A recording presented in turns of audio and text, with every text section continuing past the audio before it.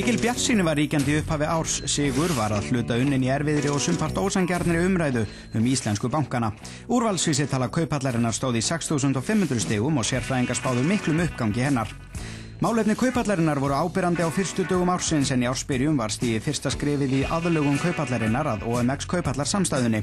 Formlega tók hins vegar OMX við rekstri Kauphallarinnar mánuði fyrr eftir að hafa keypt eignarhaldsfélagið Verðbréfaþing sem átti óra Kauphöllina. Í Grikklandi græddi Novator fjárfestingafélag Björgólfs Thors Björgólfssonar 2,5 milljarð króna við sölu á 19% hlut í gríska fjarskiptafyrirtækinu Fortnet. Í janúarlok lýsti Actavis einnig yfir áhuga á að taka yfir samheitalyfjahluta lyfjarisans Merck en þær ráðstafanir voru svo blásnar af í maí.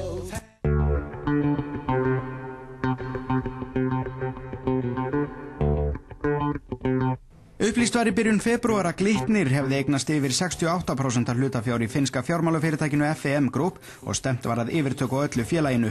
Heildarkaupverð var sagt nema 30 milljörðum króna. Þegar nálgaðist miðjan mánuðin var upplýst að fjármálafyrirtækið Exista hefði tryggt sér rúmlega 15% af hluti finnska fjármálafyrirtækinu Sampo Group, stærsta tryggingafélagi Norðurlanda. Kaupverðið 170 milljarðar króna.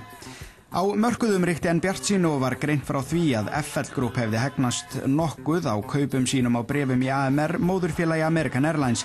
Undir lok febrúar var svo upplýst að FL Group væri orðinn stærsti einstaki hluthafi félagsins eftir að hafa aukið hlut sinn úr tæpum 6% í tæp 9%.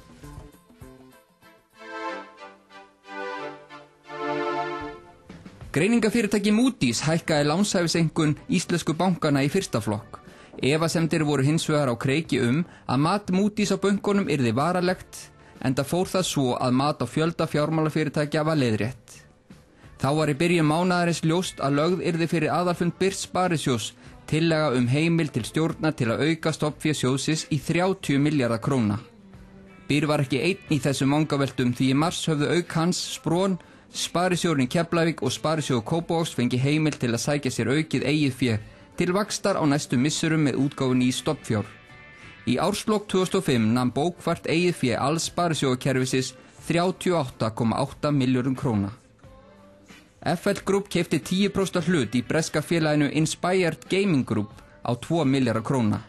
Í útlöndum birtust feðgarnir Björgólfur Thor Björgólfsson og Björgólfur Guðmundsson á lista Forbes yfir 1000 auðugustu menn heims.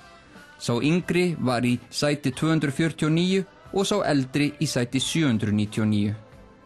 Í mars leit einnig dagsins ljós nýjasta aflið á íslensku fjármálamarkaði, Saga Capital á Akureyri. Þorvaldur Lúðvík Sigurjónsson, forstjóri Saga Capital, sagði stemt að skráningu á hlutabréfamarkað innan 4 ára.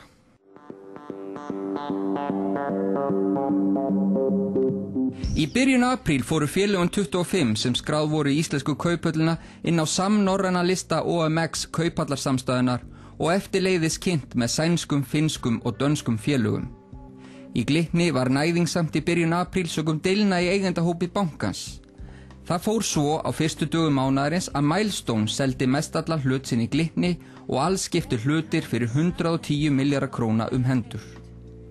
Í lok mánaðarins lét Bjarni Ármannsson á störfum sem bankastjóri í kjölfar þess að ný stjórn var kjörin á hluthafafundi bankans. Við tók Lárus Svelding, rúmlega 30 framkvæmdastjóri hjá Landsbankanum. 11. apríl var gengið frá kaupum Existu á 9,5% hlut í Sampo sem tilkynnt var í byrjun febrúar. Kaupvirði hlutarins var 170 milljarða króna og Exista eftir kaupin orðið stærsti hluthafinn í Sampo Group. Kaupþing dúkkaði upp í sæti 795 á nýjasta lista alþjóðlega viðskiptatímaritsins Forbes yfir stærstu fyrirtæki veraldar, en bankinn skákaði meðal annars Starbucks, Adidas og Carlsberg. Í apríllok var Actavis meðal 4 félaga sem skiluðu inn bindandi tilboðum í samheitalyfjahluta Merck. Í byrjun maí varð hins vegar ljóst að Actavis drægi sig úr slagnum.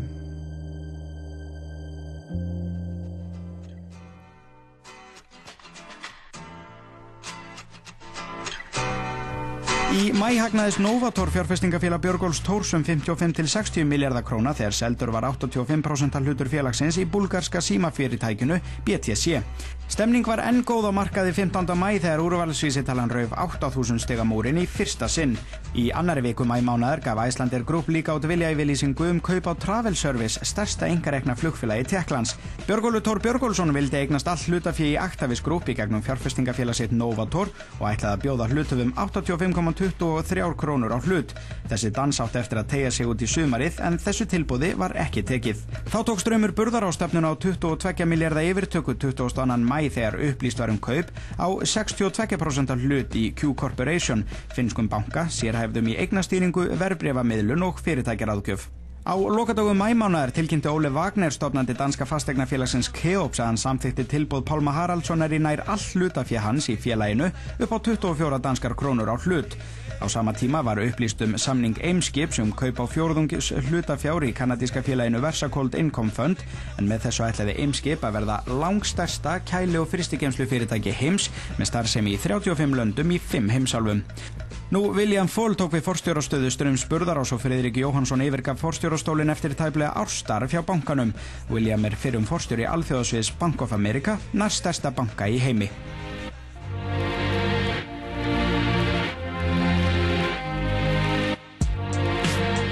Í byrjun júní seldi FL Group 10,76% í Bang & Olufsen fyrir 10,2 milljarða króna. Tap FL á fjárfestingunni nam 100 milljónum króna.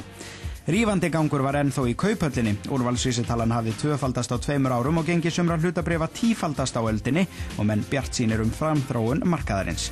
Eimskip samdi kaup á öllu hlutafé Innovit fyrir 4 milljarða króna en hafði keypt helminginn rúmu ári fyrr. Greitt var fyrir kaupin með útgáfunni í hlutafjár og urðu fyrri eigendur Innovit meðal stærstu hluthafa Eimskips við kaupin. Undir lok júnímánaðar hækkaði Novator yfirtökutilboð sitt í Actavis úr 0,98 evrum á hlut í 1075 evrur á hlut. Stjórn Actavis studdi nýtt yfirtökutilboð. Aðstandendur Novators greindu frá því að hluthöfum sem hefðu áhuga á að eiga áfram hlut sín í Actavis þrátt fyrir afskráningu félagsins stæði það ekki til boða. Samruni Kauphallar Íslands og OMX samstæðunar var nýfullkomnaður. 11. júlí varð Eik Banki Group þriðja færiska fyrirtæki til að skrá hlutabréf sín í Kauphöll Íslands. Upp úr miðjum mánuði var líka greint frá fyrirætlunum að skrá Spron í Kauphöllina. Verðmæti Spron var 60 milljarðar króna samkvæmt mati Capacent.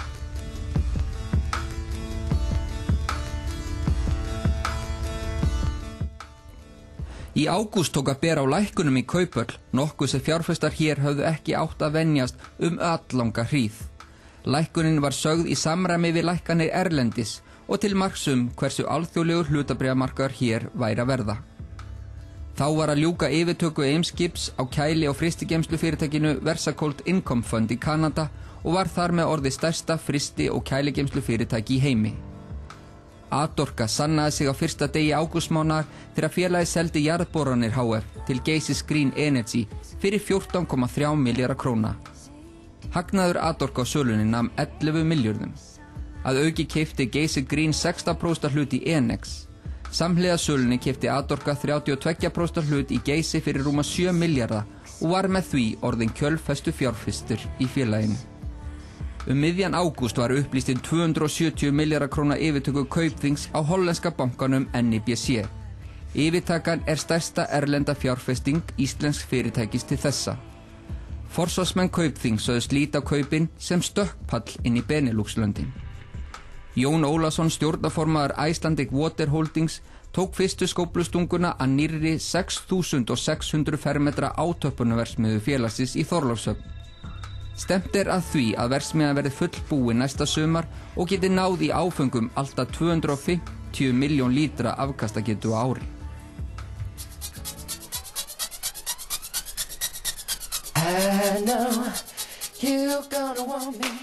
Í septemberbyrjun tók stjórn Straums Burðarás formlega að skrá hlutafé sitt í evrum í stað íslenskra króna. Rúmri viku síðar upplýsti Kaupþing að bankinn myndi gera slíkt hið sama.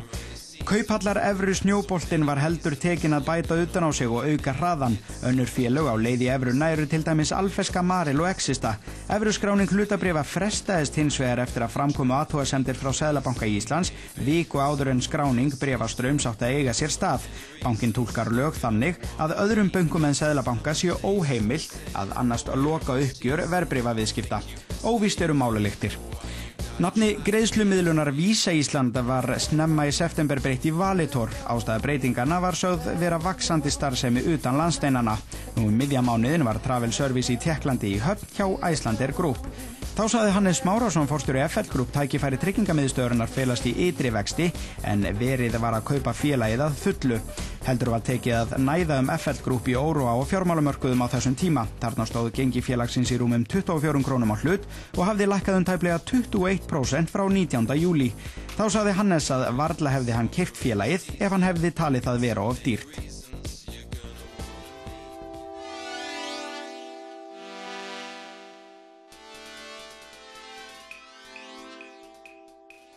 Í októberbyrjun tók Sigurður Viðarsson við sem forstjóri tryggingamiðstöðvarinnar af Óskari Magnúsinni. Óskar var þarna í fjórða sinn að hverfa frá stjórn fyrirtækis eftir að það hafði verið keypt af félagi tengdu Baugi. Hlutabréf Prómens dótturfélags Atorku verða skráð í evrum, upplýsti Ragnhildur Geirsdóttir forstjóri fyrirtækisins snemma í október. Stefnt að skráningu félagsins í Kauphöllina hér á næsta ári. Miðjan október keypti Frosti Bergsson fjárfestir starfsemi opinna kerfa hér á landi af Hans Holding.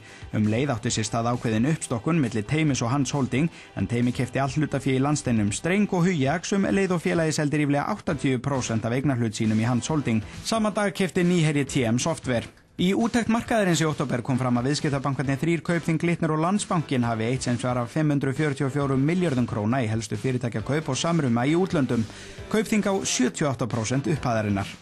30. október lauk á nokkrum klukkustundum hlutafjárútboði Össurar sem taka átti nokkra daga. Útboðið gekk mjög vel og stóru tíðindir voru kannski þau að ATP, stærsti lífeyrissjóður Dana, keypti í einu lagi 42% af útboðinu.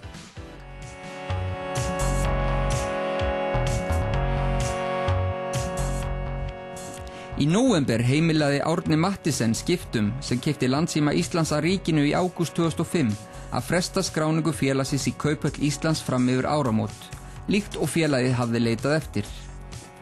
Í sama mánuði kom fram að eigendur FL Group hefðu unnið að því á lokadögum nóvembermánaðar að finna leiðir til að styrkja rekstur félagsins og hafi átt fundi með fjármálafyrirtæki vegna þess. Samkvæmt heimildum markaðarins var að því stefnt að hluthafar legðu til þess meira fé. Viðbúið var að valda hlutföll röskuðust í félaginu.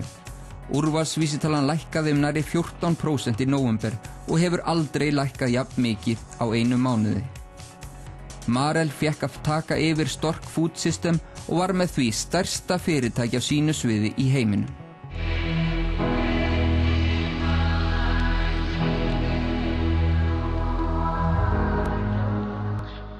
Í desemberbyrjun var svo ljóst að ekki yrði farin bráðabirgðaleið í skráningu hlutabréfa í evrum í Kauphöll Íslands. Þess í stað á endanleg lausn með aðkomu Seðlabanka Finnlands að vera tilbúin fyrir mitt næsta ár.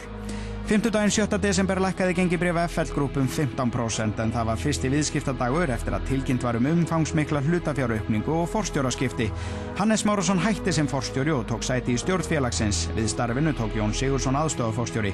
Jón Ásgeir Jóhannesson, nýr stjórnarformaður FL, sagði þá félagið aldrei hafa verið sterkara en að fara yrði hægar yfir í fjárfestingum.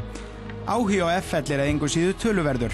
Þannig var umfram eftirspurn í hlutafjárútboði þess sem lauk 14. desember. Fjárfestar vildu kaupa hlutafé í FL fyrir 20,6 milljarða króna og sagði nýji forstjórinn Jón Sigurðsson þetta staðfesta trú fjárfesta á breytingunum. Útspurðust starfslok Jóns Karls Ólafssonar miðjan mánuðinn. Hann lætur 15. janúar næstkomandi af störfum bæði sem forstjóri Icelandair Group og dótturfélagsins Icelandair. Við starfi forstjóra samstæðunar tekur Björgólfur Jóhannsson fyrrum forstjóri Icelandair Group.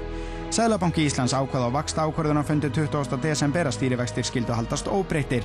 Ásgeir Jónsson, forstöðumaður greiningadeildar Kaupþings, var ekki bjartsýnn á efnahagshorfur næsta árs í hádegisviðtali markaðarins á Stöð 2 rétt fyrir jólin. Hann taldi nokkrar þrengingar framundan á nýja árinu, sveiflur sem þessar væru þó eðlilegar og jafnvel þarfar.